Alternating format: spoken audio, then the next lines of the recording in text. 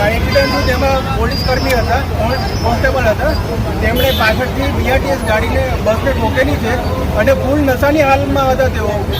અને હજી ગાડીમાં વર્દી પડેલી છે, દારૂની બોટલ પડેલી છે.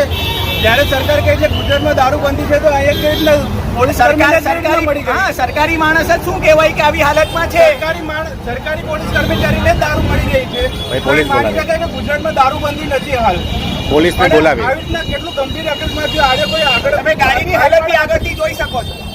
આગળ કોઈ બાઇક વાળા હતા કે કોઈ બીજી ગાડી હતી તો ખતરનાક નુકસાન થશે, જાનહાની થશે. પછી પોલીસને બોલાવી જવાબદારી લેશે. પોલીસને બોલાવી અને પોલીસને બોલાવ્યા અને પોલીસ વાળા ફટાફટ આરોપીને જે પોલીસ કર્મી હતા તેને બિન સિવિલ હોસ્પિટલમાં ખસેડ્યા વગર તરત લઈને જતા રહ્યા. કોઈ પણ પ્રકારની કાર્યવાહી વગર કાર્યવાહી કર્યા વિના લઈને ફટાફટ બસના ડ્રાઈવર પર પ્રેશર આવ્યું. બસના ડ્રાઈવરને પ્રેશર આપીને એને આગો કરવામાં આવ્યો છે.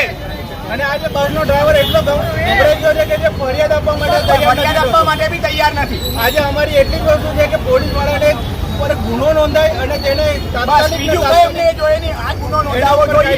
કાર્યવાહી ફટાફટ